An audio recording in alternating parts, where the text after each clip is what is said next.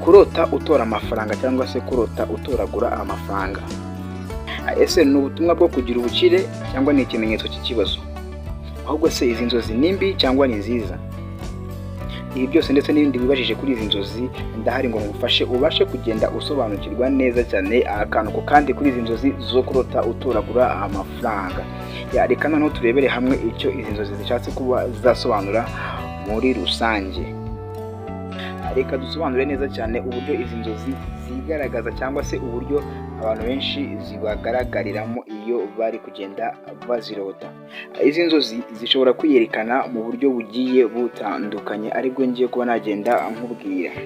Ushobora kuba urota amafaranga y'inote cyangwa se ukarota utoragura ibiceri.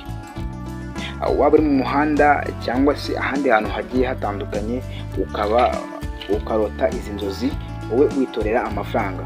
Rero bishatse kuba byavuga ngo igihe utora aya mafaranga ibi byose bifite icyo bishatse kuba byavuga. Twihuse cyane reka turebere hamwe ibisobanuro bitatu nyamukuru kurenza ibindi. Igisobanuro cya mbere, amahirwe ndetse n'imigisha. Iyo utora amafaranga mu nzozi bishobora kuba ari ubutumwa ko hari amahirwe ari bugufi. Ashobora kuba akazi, igitekerezo cyagufasha kwiteza imbere cyangwa se umuntu ugiye kukugirira neza. Dukomeze tugenda twumva ibisobanuro bitatu nyamukuru bidufasha kumva neza icyo izi nzozi zishatse kuba zasobanura zo kurota utoragura amafaranga. Ubwo rero twari tugiye ku gisobanuro cya kabiri kivuga ngo kwifuza ubukire cyangwa se iterambere. Buri muntu wese aba yifuza kugira ubuzima bwiza. Izi nzozi rero zishobora kuba zagaragaza inyota y'ibintu bifatika. Ushobora kuba uri mu gihe utekereza cyane ku buzima bwawe bw'imbere, bigatuma nyine utekereza izi nzozi kabisa zo kurota utoragura ku mafaranga, dore ko izi nzozi zikunze kuba zagenda zirakaza cyangwa se zibabaza abantu benshi bagiye batandukanye, kuko urota wayatoye ubona rwose wabaye biliyoneri, tondo ubwacu ugasanga uracyari wa wundi nta n'ikintu wahindutseho, ariko ubwo nta kundi. Reka twihute tugenda tujya ku gisobanuro cya gatatu kugira ngo dukomeze kugenda kumva cyangwa se dusobanukirwa izi nzozi zo kurota utoragura ku mafaranga. Rero icya gatatu kiravuga ngo kwigirira icyizere cyangwa se gutekereza ku kamaro kawe. Gutoragura amafaranga ni nko gutoragura agaciro kawe. Ni nko kwibuka ko hari impano cyangwa se ubushobozi ufite cyangwa se wifitemo utaramenya neza. Niba uri mu rugendo rwo kwiyubaka, izi nzozi nk'inkunga iva ku Mana cyangwa se inkunga iva kuri Nyagasani nk'uko mugenda mubyumva neza cyane. Reka dukomeze n'izi nzozi zacu rero zo kugenda dusobanura. Hari ukuntu umuntu ajya arota ari gutoragura amafaranga ntamenye icyo bishatse kuba byasobanura. Nibwo buryo nanjye mba nahise nipanga akazi nkavuga ngo reka nze nkomeze kugenda mbasobanurira akantu kandi kuri izi nzozi zo kurota utoragura amafaranga. Nyemerera nkubaze uti ese ayo mafaranga watoye yari ameze ate?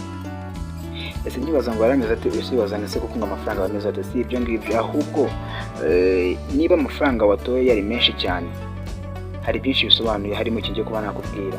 Ikindi kandi nimba zari inote nshyashya nabwo bifite ikindi bivuze. None kandi nimba izo note wabanaga zishaje cyangwa se yari amafaranga none ubona ko yangiritse, nabyo bifite ikindi kintu bisobanuye.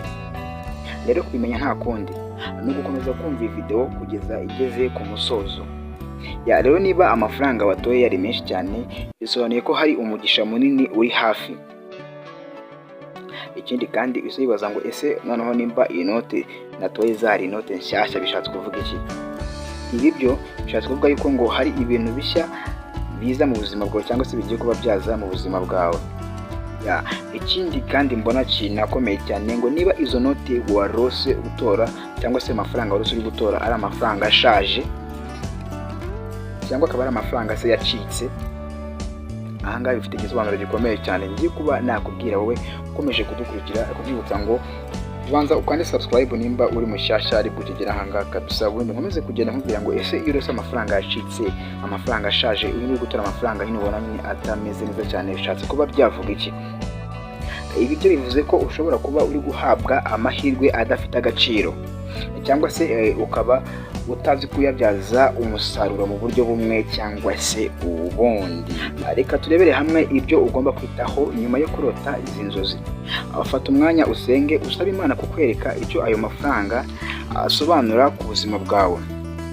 Ikindi kandi reba niba hari ibintu by'ingenzi wirengagije kuba wakora, nk'impano zawe, amahirwe mu kazi cyangwa se abantu ushobora kuba wafasha. Ntutinye kuba wakora icyo ubonye, kuko izi nzozi ni nk'ikirango uko igihe cyo gukora gifite kuba kigeze. Tugeze muri ka kanya keza cyane, mwese nzi neza ko mukunda inama ndetse n'amagambo yo guhumuriza. Inzozi nk'izi ntiziba ari impanuka, zikubwira uko ufite agaciro gakomeye cyane. Bibuka ko amafaranga si icyiza gusa, ahubwo ni ikimenyetso cy'icyizere n'icyubahiro ndetse n'amahirwe yo kugira impinduka mu buzima. Nyuma yo kurota utora amafaranga, ba maso mu buzima bwawe. Ishaka ukuri mu byo ukora byose kandi ntukangwe no gutangira bundi bushya, cyangwa se ntukangwe no kuba wagira icyo utangira gishyashya, kuko gahunda iba ariyo kuzagerwaho. Uko nira ko ndi kugenda ngana ku musozo, nkomeza kugenda nshimira buri umwe tuba twabanye muri iki kiganiro gitangiye kugeza ahangaha kiba kigiye kuba cyasoreza, kandi mbashimira cyane ko muri ab'agaciro. Mwebwe dukomeza kugenda tubana mu biganiro byacu bya buri munsi hano kuri Ghetto Challenge TV. Nkwibutsa ko njyewe ndi Aizo, umusobanuzi w'inzozi zanyu mu buryo bwimbitse kandi bwumvikana neza cyane. Nkwibutsa ko uyu munsi twari twagarutse ku nzozi zo kurota utora amafaranga, ko hari abantu benshi bari baranyandikiye bansaba ko nazibabwiraho. Rero nibwo buryo nanjye naje mpita mbinoza neza cyane. Reka dore ubutaha, ndabakunda cyane. Hasta la vista.